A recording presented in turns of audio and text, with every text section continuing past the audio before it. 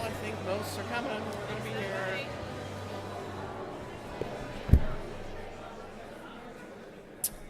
Howdy, NASIG. A few of you remember Thursday night. We're glad you made it this morning. A few items of business to begin our session this morning. First of all, I have to amend an error I made yesterday. I forgot a couple folks to thank who have done as much as anyone, if not more, in making this conference run. I need to send out a special thank you to our registrar, Katie Giannani. She's working hard at the moment, but hopefully she hears in the foyer. And then, of course, our conference coordinator, Ann McKee. So thank you to both of them for all their hard work they put in making this happen. Please remember your evaluations. You'll be getting an email, and we really do need your feedback on this conference. If you have your name badge, there's a couple folks walking around with a little brown sack.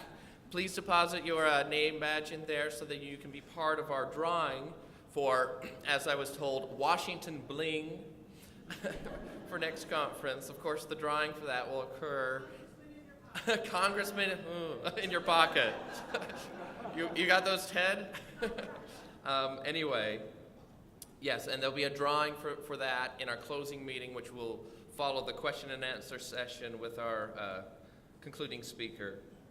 And then don't forget, also we do have one more round of breakout sessions. So once our closing meeting has concluded, we invite everyone to still take the time and go and listen to this last great round of speakers. So with that, I'll turn the time over to Steve Kelly to introduce our speaker.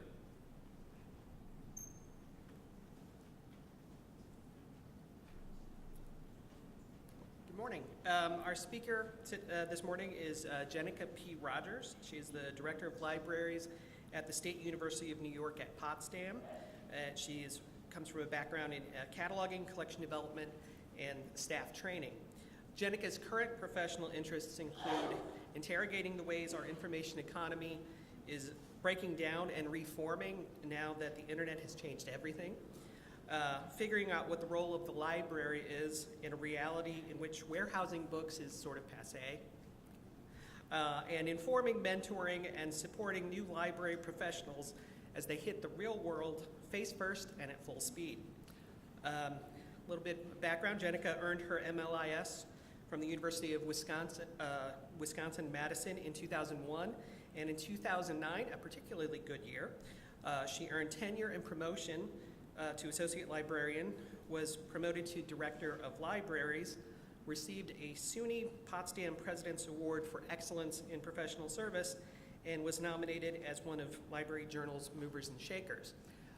2014 is shaping up to be pretty good for Jenica as well. She is recent winner of the Horaciowicz Award for Leadership in Library Acquisitions. So without further ado, Jenica Rogers.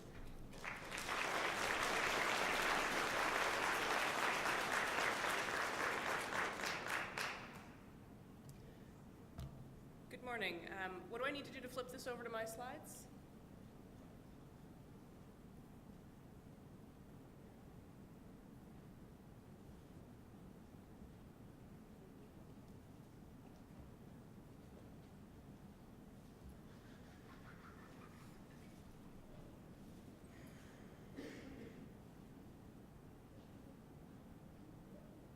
Sorry, I'm not a Windows user. What would be 2 keystrokes on a Mac? Not working for me here.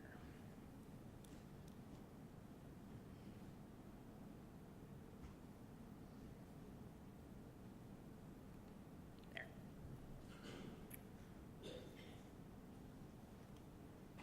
All right.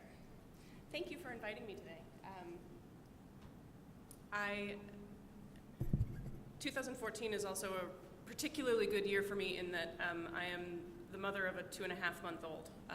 So you're getting perhaps not a kinder, gentler version of me, but you're definitely getting a more tired one.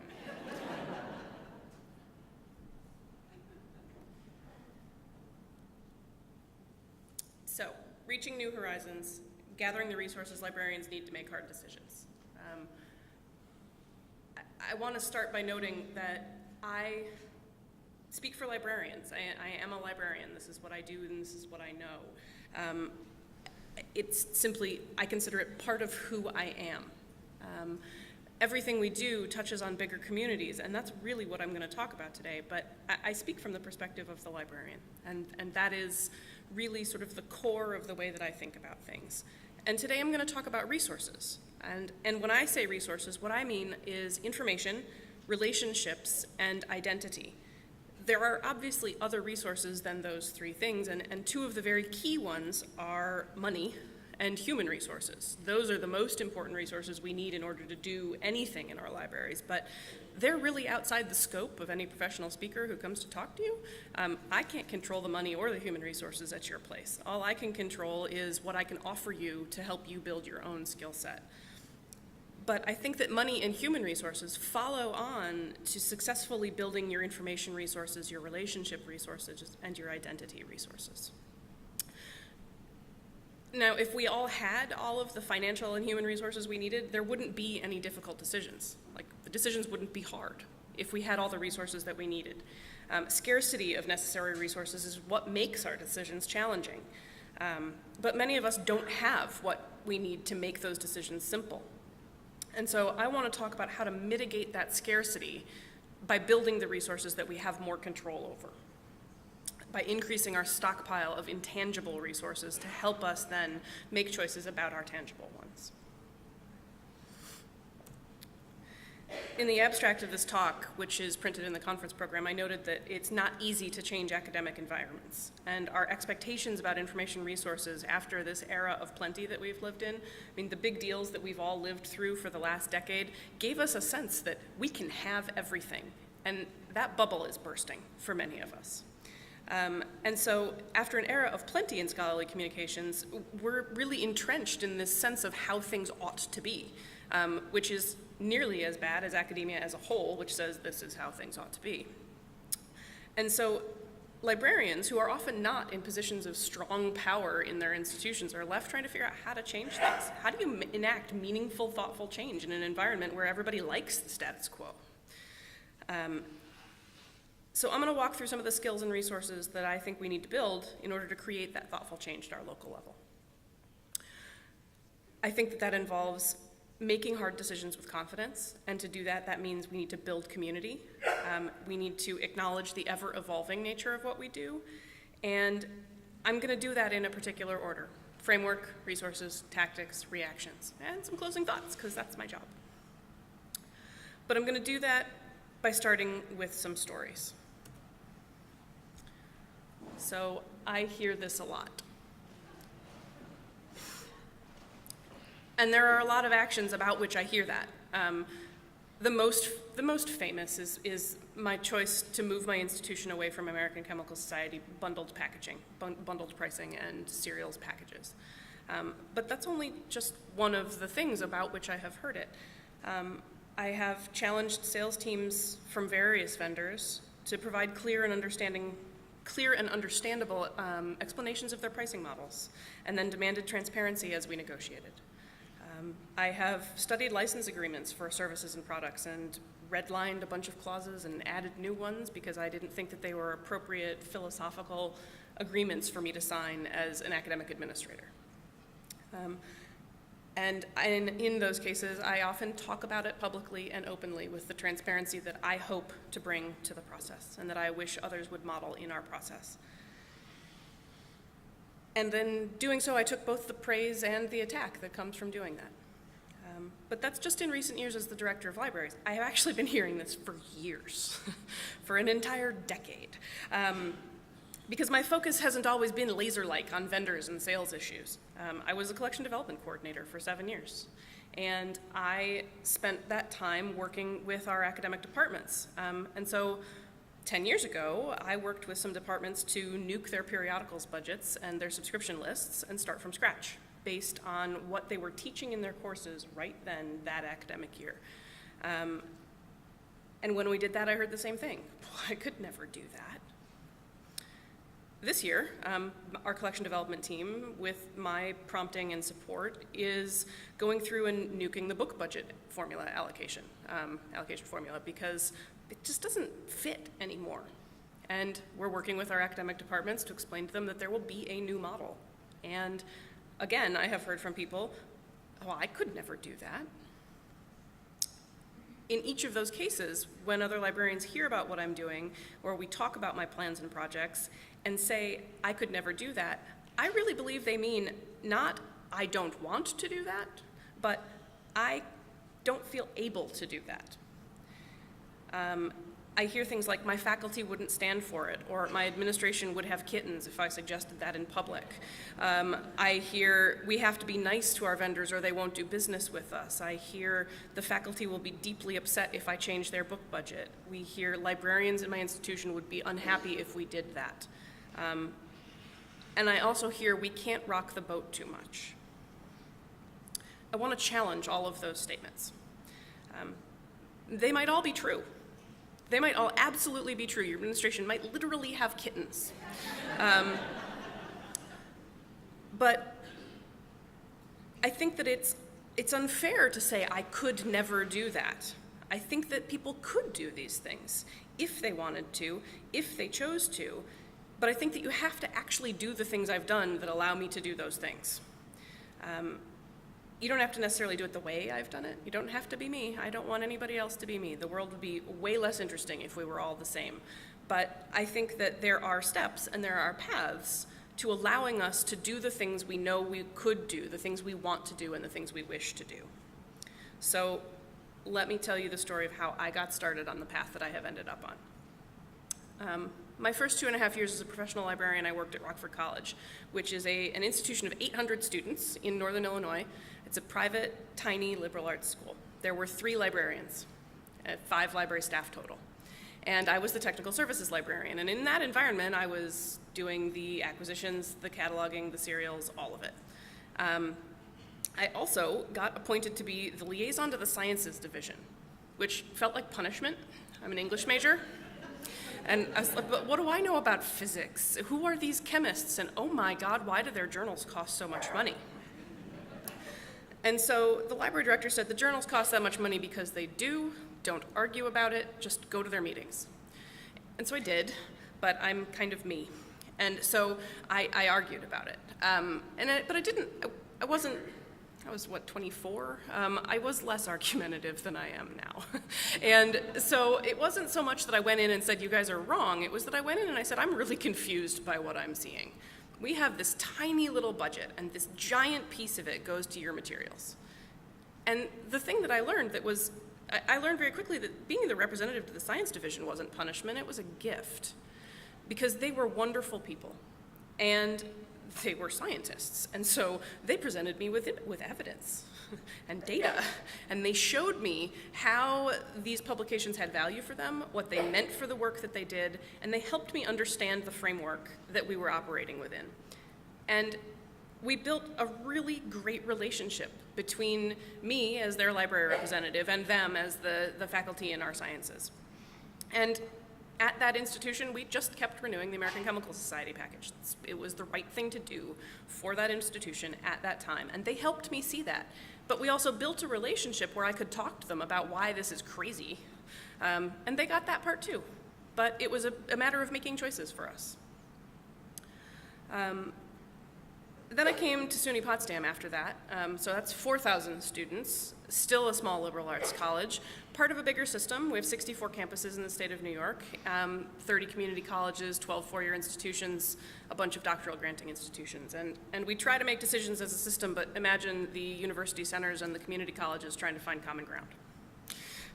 I'm the incoming chair of the SUNY Council of Library Directors, and let me tell you, man, that's a game. So I still wanted to do good work for my institution, and I wanted to understand what was going on. And I looked at our American Chemical Society package as collection development coordinator and thought, well, this is even more ridiculous. This price is even harder to swallow than it was for our tiny, tiny institution. And I did the same thing. I went to the faculty and I talked to them about what they were doing. I talked to them about what they needed, who they were, how we worked, how we learned, how we taught. So for the first 10 years of my career, before I became a library director, I was faced with a desire to do hard things. Right things in my perspective, but hard nonetheless. And I had an awareness that in order to do them, I needed more of a mandate than just doing my job. Because in a lot of ways, the role of a tech services librarian or a collection development coordinator is task-based. It's managing funds, allocating funds, selecting materials, managing access to them, controlling the systems that provide that access. But what I really needed to do the kinds of things I wanted to do was build relationships and build connections. I loved doing the tasks of my job. Some days I miss it really deeply. I'd love to go back to collection development. But there was more that could be done if we moved beyond the scope of our daily tasks. And so I thought about how to do that. And I thought about what I've done in my career that has put me in this place where I can do that. When I wrote this speech and built these slides, I thought in the context of how do I make these hard decisions, what has allowed me to make these hard decisions, what has allowed me to be as radical as I have chosen to be. And I wanted to approach it from the context of being thoughtful, of building some internal confidence that allows me to stand up here and do this, for one thing, but also to stand up in front of the faculty assembly and talk to them about the truths of our library and our budgets. And I wanted to talk about creating community, because that really has been the only thing that has allowed me in my own world to do what I've done. So I would suggest that the first thing that any of us has to do, if we want to move beyond doing just doing the tasks, to making change, to building community, to thinking about the big picture, strategic stuff, is build a framework for yourself around what we do and why we do it. And the first part of that framework has to be environmental. We have to pay attention to the changes that are going on around us. And by showing up at conferences like this, you're all doing that job already. But we have to stay abreast of so many things. I pay attention to technological tools and horizon forecasting about what's coming next with technology. I pay attention to user needs and expectations because our students get weirder and weirder to my perspectives on life. But that's their normal, and they're gonna keep coming. And I pay attention to publishing and scholarly communications from library perspectives, but also thinking about the rest of the cycle, about publishing partners, about faculty and researchers, about institutional processes and tenure requirements. All of that feeds into the system. I think about trends in higher education, about course delivery and what our institutional goals are and the tuition profit drive and all of those things. And that's the environmental framework. Some of the frameworks that I've been considering lately, just from my perspective as an example, is the higher education price increase index. The 2014 projections are for a 2.8 overall increase and 8.1% increase in supplies and materials. Whose budgets are going to absorb that one comfortably? Not mine. I think about research data curation, because there are all these mandates coming out about research data, and who's going to manage that for our researchers? I'm betting it's us, but they haven't really made that connection clear and explicit yet. So who's going to make that connection explicit? Us. And I think about the comparison data from Ithaca SNR, which does surveys of publishing libraries and faculty. And I sit on the advisory board for the library survey from Ithaca, so it's something I just am pretty immersed in. But it's really useful information when you're building an environmental framework about libraries in the academy. So these are two charts from the Ithaca data from the librarianship report. This was a survey of library directors. And so they ask a few questions in these, but they asked the same question of the faculty when they did the survey last year. So they surveyed higher education faculty and library directors. So librarians at my college and university contribute significantly to student learning by helping them to develop their research skills. Library directors believe that about 90% of us think that we contribute to that, but only about 50% of faculty believe that. Librarians at my college or university contribute significantly to student learning by helping them to find, access, and make use of a range of secondary and primary sources. Again, more than 90% of library directors believe that, and closer to 60% of faculty believe that one. So these are the kinds of things that I think about. We have a gap there between what we believe and what a major group of our constituents believe. What does that mean for us? On a more collections-focused question, I'm completely comfortable with journals my library subscribes to ceasing their print versions and publishing in electronic-only form. The blue and red are librarians, and it's 2 years of data, and so our comfort with that is climbing from year to year. The faculty members are the green and yellow. They are less comfortable with this notion than we are, but they're climbing faster than we are. So their adoption rate of that attitude may actually catch up with us. That's really useful to know. That's a good thing to understand as we think about what we do. The second piece of building a framework is personal. Know thyself. Knowing about librarianship and understanding our profession and our environment gets you started, but you have to know yourself if you're going to be someone who can make dramatic change or make hard decisions or move forward confidently in the work that you do. Who are you? It sounds flip, but it's really actually an earnest question. Who are you? Do you know what your goals are? What are your strengths? Where are your weaknesses? You need to know yourself, because all successful management of change starts with you making a choice and moving forward, and it's the building block for every successive step. It's very easy to keep doing what we've been doing. It's very easy to just do what you're mandated to do and to keep your processes moving forward efficiently. It's very satisfying to simply do your job very well. But do you know why you do it? Do you know what your goals are? Do you know which of your actions and choices are in the best interests of your goals or in the best interests of your institution, of your career? And to flip it back to building context, do you know where you fit into the context that you've been studying? When you look at the data and you look at how things are building, and you look at price increases, and you look at data management strategies, and you look at our relationships with vendors, and you look at the way higher education is changing, do you know where you fit into that big picture and where your work is serving as a building block for whatever's coming next? It has to be contextualized, because it's one thing to study that data. I look at the issues of big data because I think it's really interesting, and it's an obvious thing that is evolving as what's coming at us in the future. But I work at an institution that's largely a teaching institution that focuses on performing arts.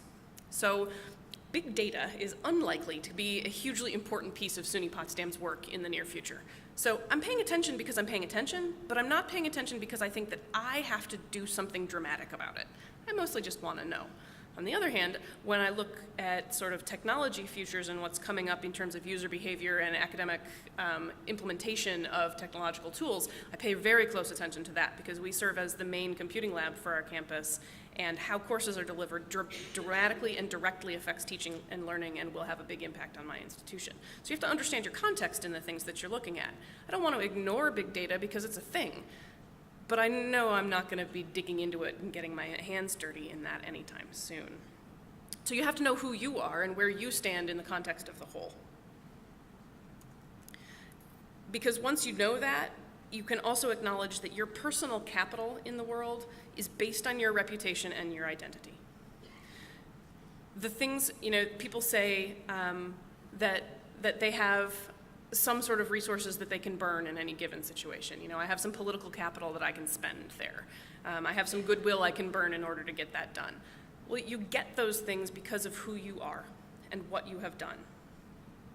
If I think back to my laundry list of things that people have said I could never do that about, all of those were hard decisions and complex projects, and they were potentially disastrous if they had been done wrong, because challenging the status quo does not always make people happy. But what I learned is that if we want to make changes that succeed in an academic community, we have to move ourselves through that with a strong sense of who we are and why we're doing it. That's your identity, that's your reputation. Each of your choices and actions are visible to the people who you work with in your community, whether that is an internal library community, an internal campus community, an internal broader town, village, whatever community, or the professional community that we all exist in. There are radiating circles of community that come out from where you stand. And everything we do is visible to those rings in different ways. Whether that is your work product, the services you build and promote, your demeanor in meetings or on campus or with your colleagues, your presence at certain events, your sense of humor when you work with others, your dedication to your students or your mission, your teaching skill, your passion for scholarship, the stuff you geek out on Facebook, the conversations you have at campus receptions, your role in volunteer organizations, the conversations you have at professional events like this. All of those things and more build your reputation and help you establish your own identity. And every one of those is something that you can draw on later. And because you need that reputation if you want people to believe in you. If you want people to believe in the vision that you present, if you want people to understand where you're coming from when you present them with the next decision you need to make that you need their buy-in for. If you want to cancel a reliable but unexciting resource package in favor of something new but untested, this is something that many of us face, you need your audience to believe in you in some way if you want them to listen to that argument and go with you down this untested path. And maybe that belief is going to come because you're known to be trustworthy or diligent or detail-oriented. But maybe it's because you've built a reputation as someone who always understands an issue inside and out, who has credibility as an expert in your field. Or maybe it's because you're known as the colleague who always comes through when she promises to accomplish something. Or maybe you're the one who has a track record of weird ideas, but they end up being strangely successful, so people want to play along with you on that. Or maybe it's because you're the one who helped out with someone else's audacious plan last year and they owe you a favor. It doesn't matter why. It doesn't matter why you have the reputation you have, and it actually doesn't matter what the reputation is as long as you can leverage it to get to where you need to go. And you get there because you have used your sense of who you are to do good work that you can then build on.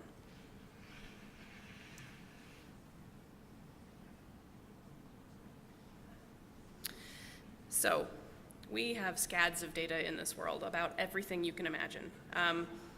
Way back when I was a cataloger, I used to boast that I could catalog anything. So last week, 2 of my colleagues cataloged my baby. They did a great job. And they kind of upstaged all their colleagues at the library baby shower. Sort of feel bad for everybody else. But really, come on, this appeals to my heart on so many levels. Anyway, we have data everywhere. I mean, you've had hours of discussion this week about how to capture, process, assess, and use data. And this group of professionals only focuses on one part of what we do. So everybody else who focuses on something else has their own data about what we do. We have data about libraries, about publishing, about scholarly communication, about higher education, about student behavior, about input measures in our libraries. We have data. And so I know that saying gather data is sort of like the annoying catch-all advice of eat less and exercise more. We all know, yeah, whatever, I'm gonna have another cupcake. But there's a real kernel of truth in both of those. Just like there's truth in eat less and exercise more, there's truth in gather data. Your knowledge is your power in a lot of these environments. The facts you gather are ammunition. Your thorough expertise creates confidence in the people who are listening to you. Most simply, building your reputation and your personal capital is often easier if you can back up your assertions with data. Expertise is compelling, but evidence helps you build that expertise. I mean, I can rail against bad licensing terms around confidentiality in vendor agreements. I can tell you they're awful. I can tell you I don't like them. You can believe me or not believe me based on what kind of relationship we have and what you think and what you know. But I can also tell you that it is a quote from a license agreement that I recently looked over that said that libraries signing this would, quote, cooperate with the publisher's efforts to minimize the extent of disclosure, end quote, in the case of a Freedom of Information Act request. I would interpret that as, please don't follow the law. I find that problematic, and that's more compelling, based on the gasps from some of you, than me saying some of these licenses are problematic, right? Gather your evidence and use it well, because sometimes the facts can shout where you can only whisper. And so I would say that when we talk about assessment and we talk about gathering data, that's one piece of the picture. We gather data because we want to assess the state of things. But consider gathering data because it's a communication tool, not just because of what you're going to do with it, but how you're going to use it when you are working with others. And make some friends. My mother taught me a long time ago that if you need to get to know a stranger, you ask them questions about yourself. She told me small talk is actually never hard because you don't have to say anything. You don't have to tell anybody anything you don't want to tell them. Just ask them about themselves. Ask them what they did yesterday. If you find out they have kids, ask them about their kids. Find out what their hobby is, ask them about that. Just keep talking. Just keep asking. You never have to reveal anything if you don't want to. Just ask people about themselves. They like it. It feels very manipulative some days, but it's true, it works. And if you find out that someone likes things you like, well then, hey, you can start talking about yourself in ways you're comfortable with, and you can make some friends. And I don't necessarily mean this in the sense that you've got to try to make friends, you know? We're not all trying to become buddies with everybody we interact with on a professional level, but it's an icebreaker that works before meetings. It works after sporting events on campus. It works over salads at scholarship dinners. It works during vendor-sponsored receptions at conferences. It works everywhere. And it helps you connect with people. And I think that we all need to go out and make friends and build relationships and create a network of influence, of collaboration, and support. That is a massive underpinning resource. If you know who to ask about something, if you know who to go to when you have a challenge, if you know who to call on because you need somebody to say your idea is actually worth doing, if you need honest feedback on some kooky idea that you've got that you want to try to move forward, you need friends. In a world with insufficient money and insufficient staff, these are your resources, your personal influence, the data that you're gathering to support your choices, and the relationships that you've built around your work. And so you have to take those resources and employ them as tactics. And you have to start now. This is the critical piece. Everyone who has ever talked to me about I couldn't do that has in some ways meant I couldn't do that right now, whether they know it or not. Because if they can't do it, it's because they don't have the sufficient resources built in order to do the thing that they're talking about doing. And the truth of the matter is that these are all things you can't do when you realize you need them. In the moment when you say, I need friends in the science division, it's too late. You have to have had them already. Because when you need something and you go to people and say, I need this, and it's challenging to you, it's too late. You needed them to know you. You needed them to believe in you, and you needed that personal capital well before you walked in and said, I need you. So you have to start now. There is no magic bullet of advocacy and decision-making and partnerships.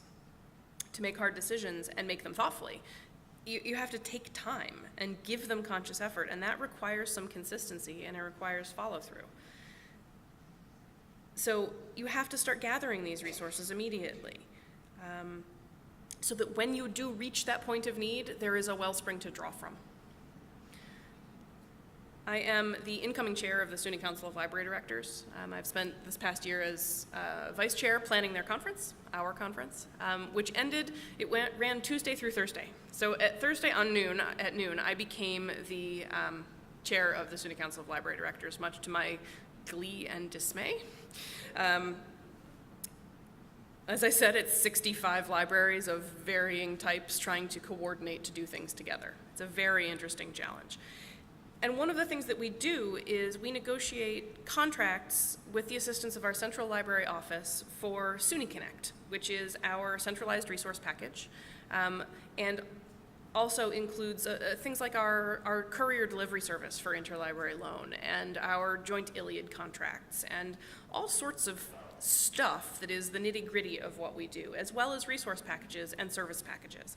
And so every year there are negotiations to be done, there are financial choices to be made, and we have to weigh the needs of, say, SUNY Albany with their nano program against Monroe Community College.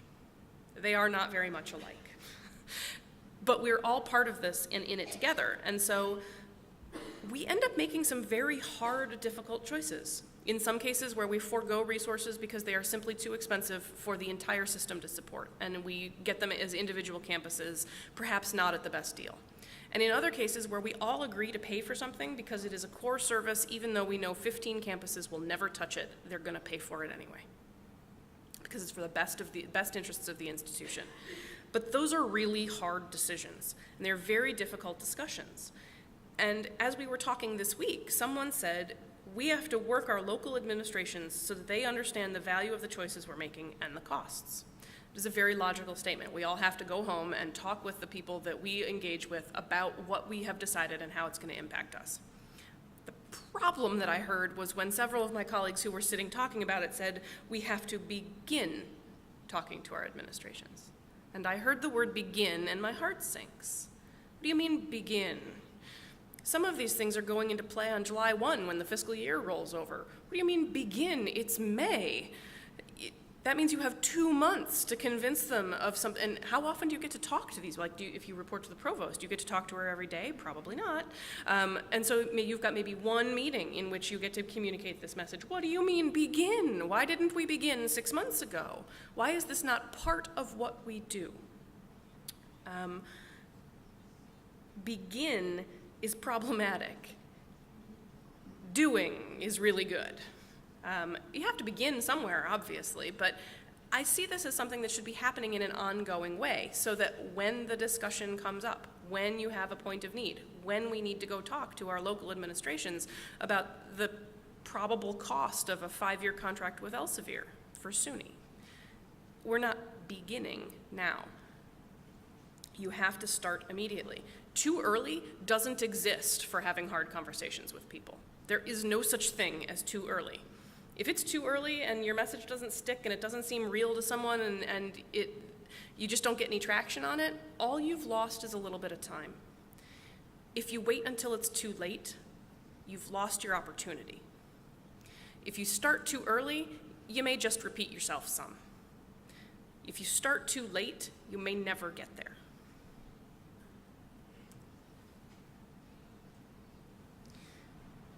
There's also a really strong need to find common ground.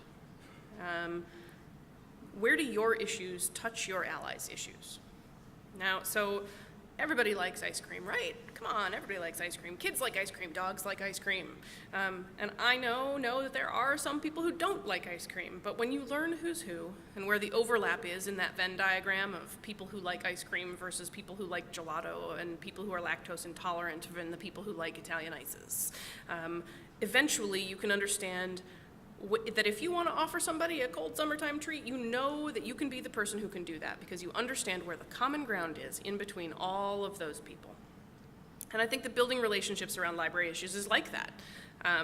Some people like research information and don't care how they get it, and they like lots of it. Some people only care about one journal.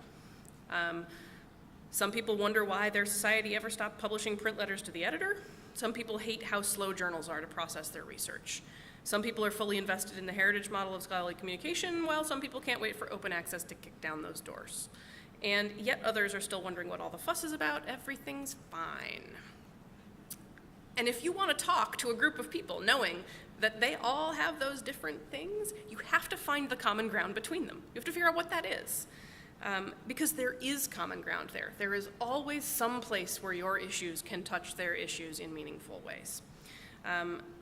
So you have to find that common ground and talk about the parts that matter to them. Again, this is the ask questions thing. When you're building a relationship, find out what matters to people. Ask them questions about what they do. And link that when you can to the things that matter to you.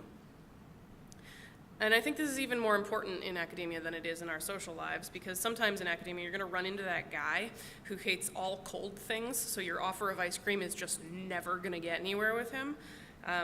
And he hates them on principle and because reasons, and you're just stuck.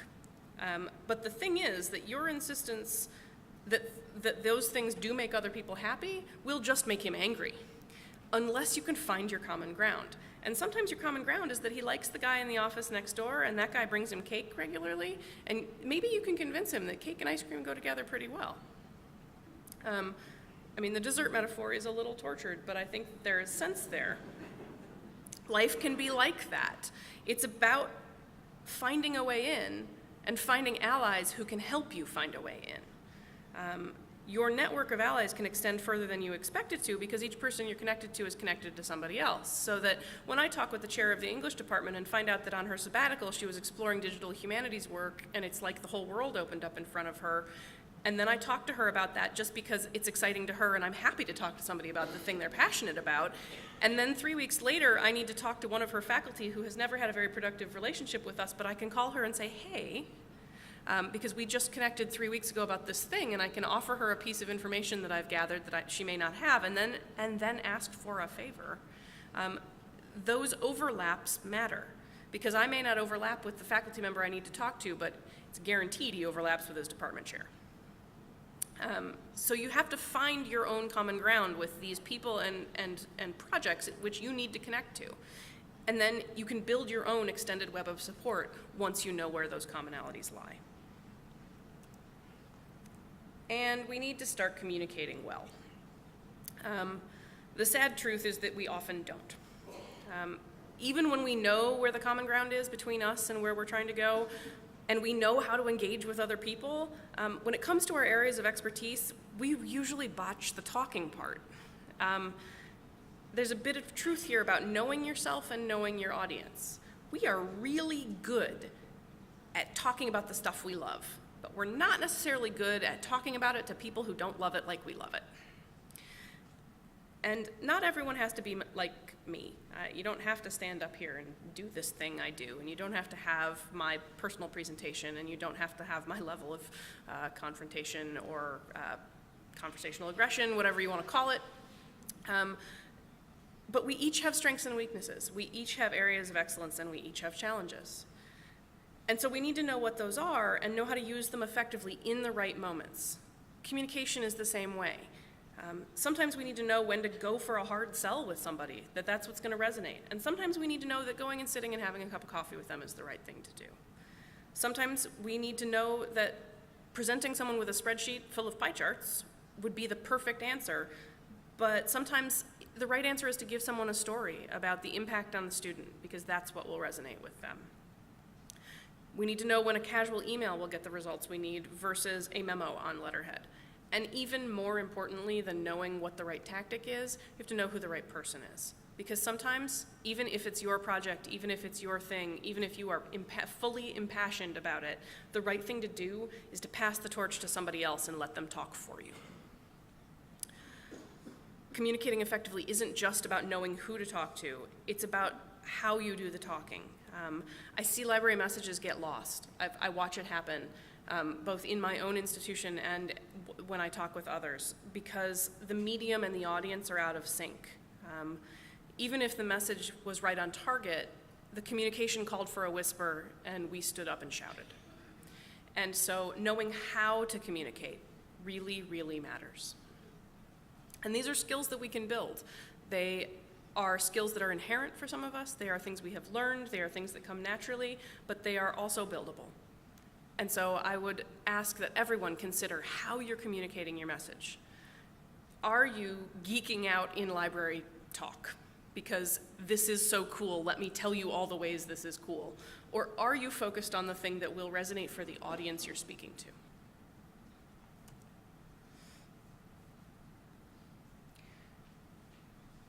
I spend a lot of time saying that the only thing you can control is yourself. It's a mantra for my life. The only thing you can control is yourself. The only thing you can control is your reactions. The only thing you can control is your choices.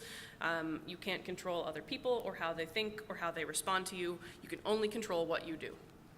That said, sometimes you have to be reactive because you have to be prepared to be surprised. Part of what makes it possible to be successful when you're looking at doing something challenging or something hard is the ability to be surprised and respond well. Thoughtful decisions, we all know, require careful planning, lots of analysis. It's very challenging to be thoughtful on the spur of the moment without any data. I mean, it can be done, but boy, is it hard. So when we're trying to make compassionate, smart, reasoned decisions, it's also very easy to become rigid. because we do all this legwork. We assess things, we consider them, we discuss them, we understand our context, we know clearly this is the path we need to walk and this is the time frame in which we need to do it, and these are the 14 action items that have to happen in order for this to succeed. And then we go out and start shopping that message around to our stakeholders, and they come back with information that surprises us. And we can't ignore those surprises. Some of them are bad surprises. Sometimes you're going to get pushback. You're going to get pushback because your community isn't ready for what you proposed, or because they can't see how your ideas support their values, or because, quite frankly, they like the status quo. Stop talking about changing it. And sometimes those are problems that you can solve. Sometimes it's do more legwork, recommunicate your message, build more support. Sometimes you detour around those people. But they're always worth listening to because they tell you something about your community, even when it's dispiriting to hear it. But even more than that, sometimes you start shopping a message around and you get good surprises. You find an ally you wouldn't have guessed at. You get a suggestion that blows your preconceived notions of what people will accept totally out of the water. You find a proponent of an idea that you'd rejected as being unworkable, but they want to give it a shot. You learn about the work that's being done around you that shifts your perceptions of what's possible in your world. Or sometimes you realize there's a way better way to do this thing than you had thought of, and you need to start your planning over. So you have to be listening, and you have to be willing to adjust, because successful initiatives work better when there is more input in them. And so you have to be ready to adjust your plan when serendipity shows up and blows a dandelion in your face, instead of cringing back, flinching back, and moving away from that challenge. This one should, I hope, be self-explanatory. The time has come for us all to consider evolving. The information economy is changing. It just is. Things are adapting to this new online environment, and some areas are adapting faster and more comfortably than others, but everything is changing. And so we're going to have to do that too. We're going to have to do it in our own ways, based on our local needs, our local climates, our goals, but we're all going to have to change. There's going to be lots of caterpillars turning into butterflies, and lots of variation in what those butterflies look like. And the more that we change and the more that we move towards adapting and evolving, the more important it is to build a constant, current network of support. Because the people who supported libraries in an environment in which we had a print-based scholarly communication cycle may not have any interest in supporting libraries in a world that looks unfamiliar to them. But other people will. And by doing all of the legwork and thinking about evolution, maybe you can move those people who really liked the old way into liking the new way too. But we have to be ready for that, and we have to be willing to do it. There are new partners and allies and opportunities waiting for us if we go look for them. I really just believe that we've tapped the resources of traditional scholarly communication and its market about as far as it can go. And now we're going to take a left turn, whether we're ready for it or not. So I say, be ready.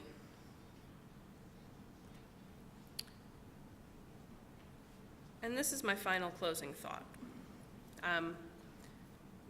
Many of the things that I've just said, they align totally, easily, cleanly, and neatly with our overall professional goals and identities. I mean, some of these statements, gather data, communicate well, build relationships, those are core competencies, and we all know it. They are just part of being an effective professional. And yet people say to me, I could never do what you did. But really, all I did in any of those scenarios, and all I do as I move forward in my career, is identify a problem, find a good solution, and sell that solution to stakeholders via good data gathering, good communication, and using my existing relationships. I mean, when I decided that we'd cancel the ACS content, that was seen by a lot of people as a radical act. But that's all I did. I gathered 7 years of pricing data, their pricing, our budget information, and crunched all those numbers pretty endlessly, giant spreadsheets, showing what the cost was for bundled packages versus what individual titles would cost versus what it would cost to rely on interlibrary loan given our current state of use of and download rate and the copyright fees and what interlibrary loan costs in terms of infrastructure. And I just gathered all the data together and played it out in every scenario we could come up with, and then I shared it. I took it to the department. For 3 years running, I took it to the department. And I showed them what the impacts of their program were on our overall resource picture. They talked to me about what their challenges were, and about where they saw their value, and about what they needed. And they heard me talk about what I needed and where my challenges were.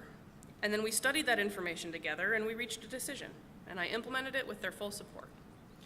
All of that is just the expression of core competencies of good communication, good data gathering, strong assessment, and relationship building.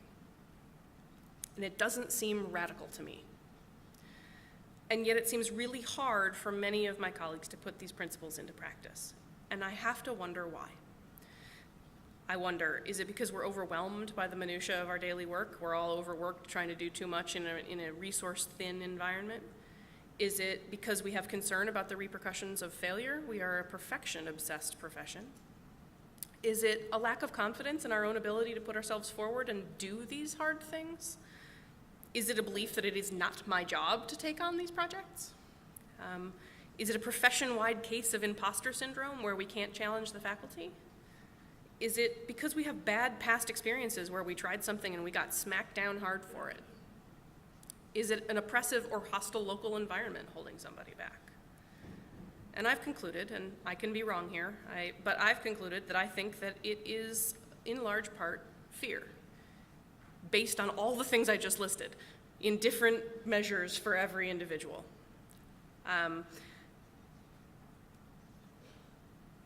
But I've spent the last dozen years asking for support in my environment, building connections, listening to other people's needs, finding common ground, and I've made a whole passel of hard decisions in that time, always basing them in my own expertise about the needs of libraries and my library in our current environment.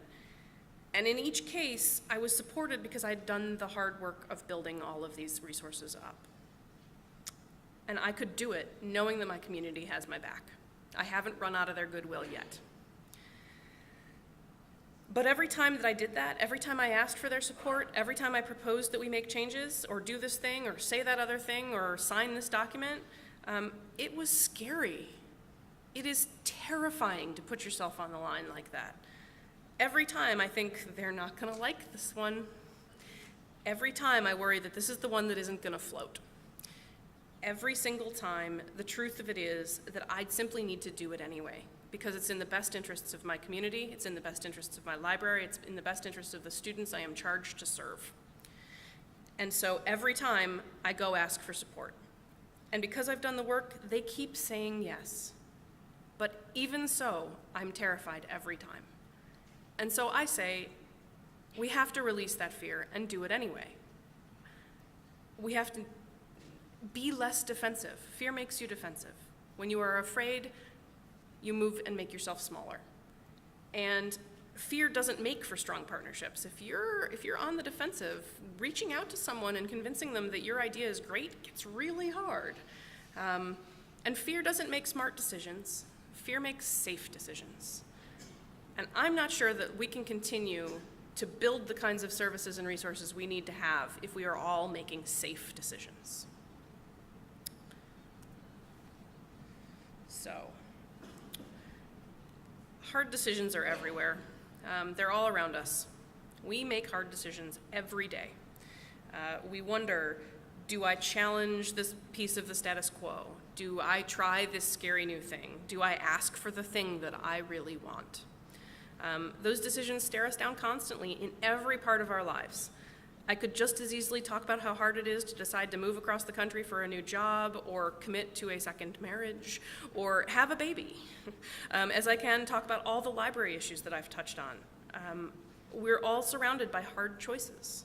And in a world of scarcity, which we all live in, that's never going to get easier. I don't foresee a day where we all suddenly have flush budgets and all the staff we could ever ask for and all the love that libraries deserve and we know. I don't see that happening. The bumper sticker phrase is "be the change you want to see in the world." Equally trite and flip, but equally valid. I recently saw a quote from Mike Rowe of Dirty Jobs, where he went and did all the jobs, the TV show where he went and did all the jobs that nobody really wants to do, like who wants to clean septic tanks, right? But he said this recently in a blog post where he was giving advice to someone who had written in about how should I find a job that makes me happy? And he said, many people today resent the suggestion that they're in charge of the way they feel. But trust me, Parker, those people are mistaken. This was a big lesson from Dirty Jobs, and I learned it several hundred times before it stuck. What you do, who you're with, and how you feel about the world around you is completely up to you. And so I would suggest that in a world in which we can choose what we do and how we feel about it, and in which that is completely up to us, I personally have chosen to use my energy to build relationships and build a reputation that lets me make these hard decisions that face us every day. It lets me challenge the status quo around library purchasing and publishing. It lets me stand up on stages and say hard things without tragic repercussions, though I wouldn't say there are none. And I can do what I know is right for my library because I have taken the time to build those relationships. And I can do what I hope is right for our profession as well. And I can have a baby at 38 and then leave her with her father for 48 hours to come here. But I can do all of those things because I know I am not jumping without a net. I know that I have built a net. And I know that in order to build that net, I had to do all of the things that I have spent the last decade doing. And so I hope that all of you can feel like you too can build that net, whether it means you have to start now or whether you know you have already started but you've never really tried to use it. I know that I could never do what you did is a lie. Anyone can do whatever they need to do when faced with a hard decision if they have done the work that gives them that safety net. And so I would encourage all of you to think about where your net is, how strong it is, and what you might need to do to make it as strong as you need it to be so that you can say, I can do those things. And so that is the end. Thank you for listening.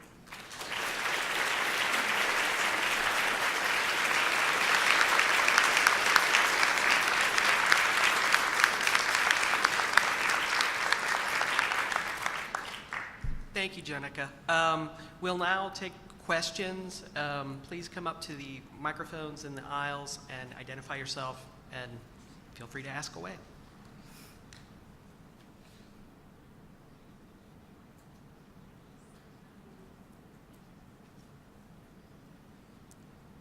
I'm Sanjit Maan from the University of Redlands.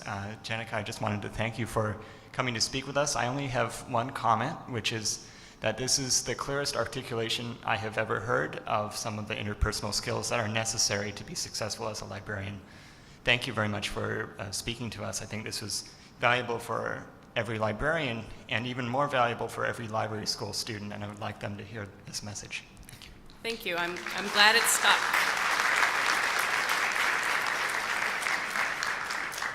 It's really hard sometimes at this point in my career to stand up and say what I think are obvious truths, because I live this, and I live this in my experience mentoring our new professionals who come into our building and the people that I work with. But if it's a message that needs to be heard, I'm happy to say it, and I'm glad that it resonated.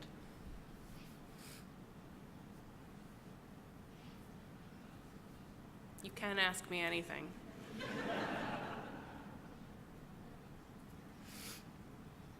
So we had a new president on we have a new president coming in on campus, and there was a reception to meet her, and she stepped down. She gave a very short speech and stepped down from the podium saying, "And now I would just like to meet all of you," and the whole room froze.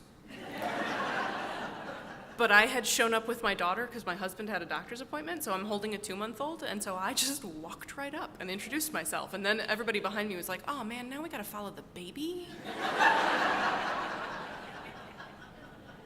But the microphone doesn't bite, I promise. Jennifer Leffler, University of Northern Colorado. I kept thinking throughout this speech that I would love to build some of those relationships, but I have an administration that locks a lot of us down. So I was wondering if you had any pointers about relationship building within our smaller organizations so that we can have better conversations to the bigger constituencies? I can only speak to what works for me. But my approach to that, and this is one of those moments where I know I'm kind of a jerk, my approach to that would be to do stealth relationship building outside. If what you need is a relationship with faculty, no one can stop you from having a cup of coffee with somebody.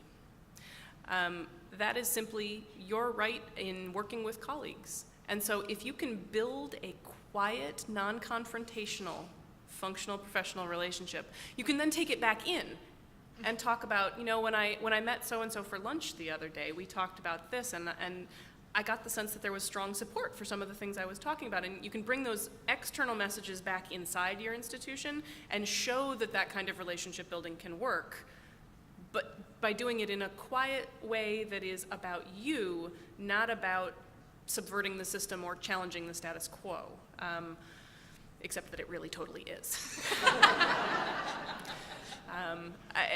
And that's just how I work.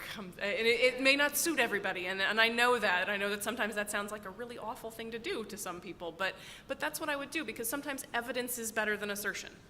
You know, you can go have a conversation with somebody about why it would be valuable for me to do this, but if you can show evidence about how it is valuable to do that, there's a different kind of resonance there.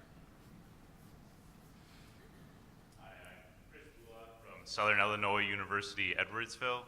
And you talked about people who say, you know, I could never do this. I wonder if you've also gotten a lot of reactions that isn't everybody already doing some of this stuff? Because, you know, there's some of it where it's just having discussions with vendors about things that are important to your institution and negotiating things. I just kind of assumed everybody was already doing that. And yet you'd be wrong.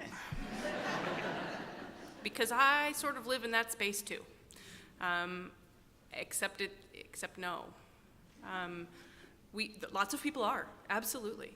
I don't pretend to be like this revolutionary leading a whole new movement. There's lots of us who are challenging the system, who do what we have to do for the best interests of our institution. There is less talking about it publicly, and there are lots of people who don't know that they can, who came out of a graduate program where that wasn't something that got discussed, and then moved into a library where the leadership in that library didn't encourage that behavior. People who haven't built professional networks where they've learned that there are other ways of doing things. People who don't feel they have the support to do the things that they wish that they could do. And the breadth of our professional experiences always surprises me, because I get very caught up in the kind of support I have at my institution, the kind of librarians I work with, the kind of processes I've put in place, and it seems so obvious to me. And yet I go to conferences or talk to people online and realize how varied our professional experiences and realities really are. It just is.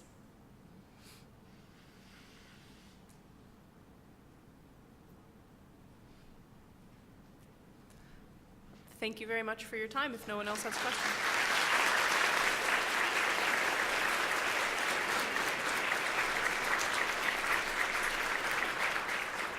Thanks, Jenica, for a very important and interesting vision session. We have a little bit of business to finish up before we let you go. And don't forget, we do have concurrent sessions after this meeting. They start at 10:40. If you haven't dropped your registration badge in the box in the back of the room, be sure to do that, because we're going to have a drawing for some fancy swag from DC. So, Joyce?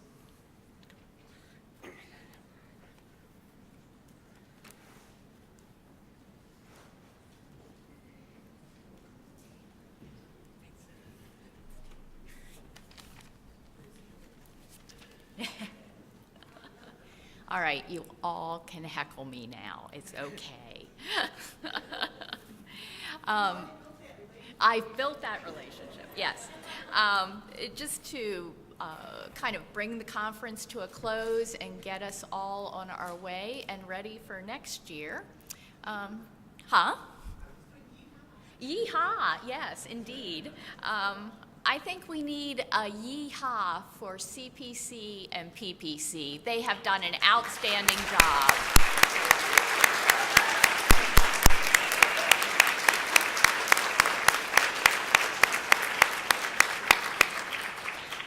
all the first-timers in the room, NASIG is an all-volunteer organization, and these people have put in a tremendous amount of work for the last year in making this happen. So we hope you had a great experience. We had some really great speakers. The sessions were incredibly informative, and I hope everybody had a lot of fun too.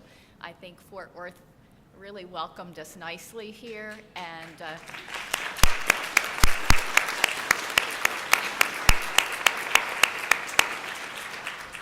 I hope you all take back some really great memories of the conference. I hope you've made some really great connections. I hope you have gained some new thoughts to take back to wherever you're going. Maybe rethink how you do things and consider maybe putting in a proposal for a program for next year. Maybe this has challenged something in your mind. NASIG's a really great welcoming environment to get people started in their presentation stage too, so do consider that.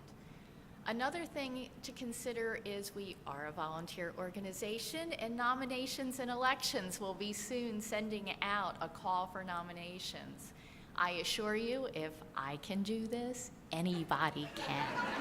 So please consider running for an office. You work with really fabulous people. It's an incredible experience. You cannot imagine the things you learn. Believe me, they never taught you any of this in library school.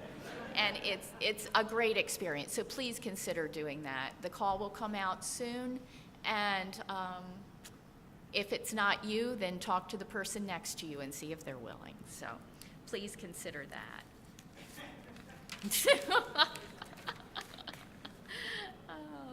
And finally, I'd just like to take a personal moment to thank everyone for participating in NASIG. I received many comments this year, many thoughts and good wishes, so I appreciate that. It has really been a great experience. And I want to thank everyone who's serving on committees. The executive board is great to work with, and they put a tremendous amount of work into keeping this organization flowing. But the committee structure is what does it.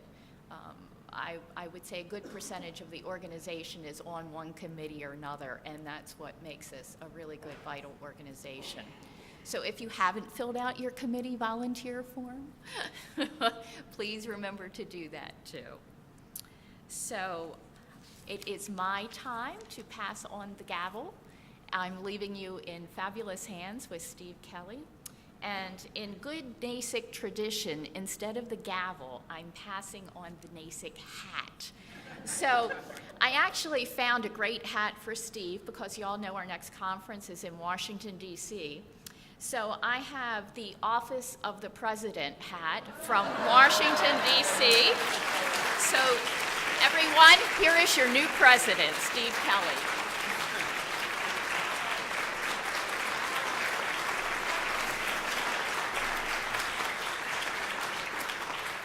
All right.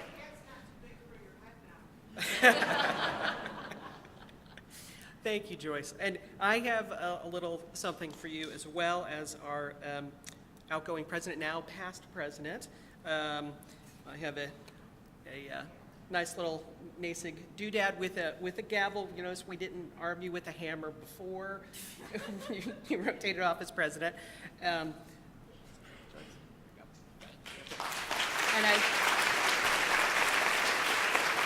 I would like to say on a personal note that I feel like the luckiest president in NASIG history, because I got to follow Joyce and work with her, and she has been so generous with her time and her advice, and it's been wonderful working with you, and I'm looking forward to working with you through the next year.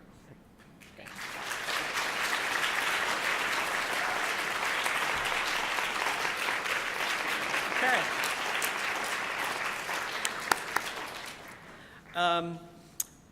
As has been mentioned several times, next year's conference will be our 30th, and there is a 30th anniversary celebration task force.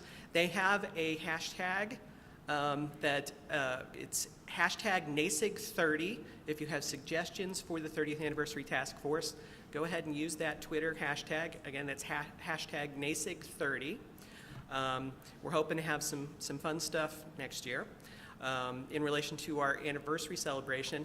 Also, we have some very special programming notes for next year. We are doing our first ever joint conference. We're going to be having joint programming with the Conference of the Society for Scholarly Publishing, SSP. So expect next year's conference schedule to look a bit different from the way we have done it traditionally with the Thursday through Sunday approach. We're going to be starting on a Wednesday. So we will send out much information about this, but we really want to have as many people as we can get from NASIG to attend our joint programming that will start on Wednesday, the May 27th or something like that. It's right at the end of May. And on that note of the 2015 conference, I'd like to introduce our conference committee co-chairs. So if you guys could come on up with the box, and we'll do our drawing, and I'll introduce our co-chairs for next year. Oh, yeah, there's no stairs on this side. So we have a couple of brave people who have agreed to serve as our conference committee co-chairs. Don't worry, it'll be fine. Mark Hemhauser. Says he who doesn't have to do it. Yeah. But Mark Hemhauser from University of Maryland, and Ted Westervelt from Library of Congress.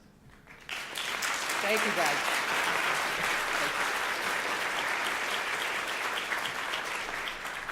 All right. So. You have prepared remarks?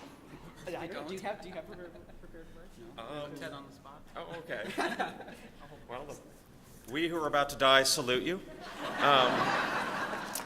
I don't think I have to say anything about the conference. I've only been to 5 of them so far, but they've been consistently excellent.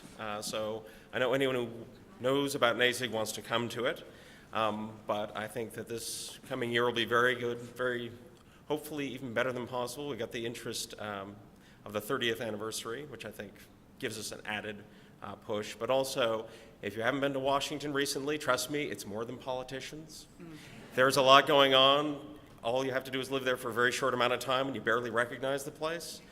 So please come along. There's a lot to do. There's a lot of interesting things, and I think we're sort of excited about being able to share that with all of you. So we really look forward to you being there. And of course, if you do want to talk to any politicians, they prefer 10s and 20s, unmarked bills, brown envelope, and they're always willing to listen to that. So honestly, I hope to see all of you in Washington next year. It's going to be a really good conference.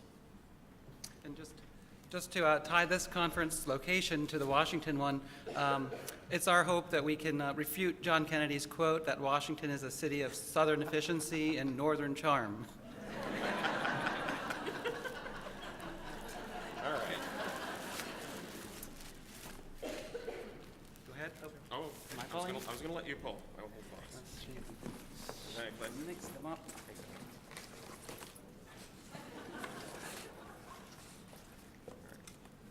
And the winner is? A name I can pronounce. Dennis Bernanz of Brigham Young. Okay.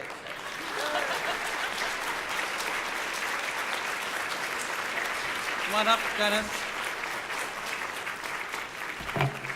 I'm an acquisitions librarian at heart, so I got a lot of good bargains and lots of stuff for the same price. We have a Smithsonian t-shirt. And sort of matching cap.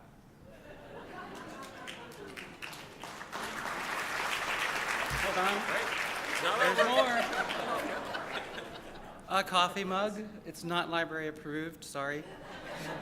It's got a quote from Michelangelo. It says, "I am still learning." I bought one for myself, and after the first day I thought I might return it because it's square-sided, and I was dribbling it down my face. But after 3 days, I learned how to drink from it. So. And last, all the way from the Air and Space Museum, through my checked baggage, not tampered with by TSA, is a vanilla ice cream sandwich.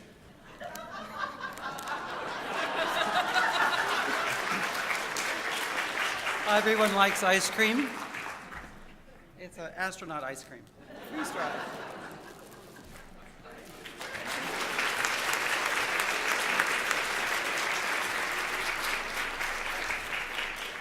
Thanks, everyone, and hopefully we'll see you next year. And don't forget, we've got concurrent sessions at 10:40. Safe travels, everyone.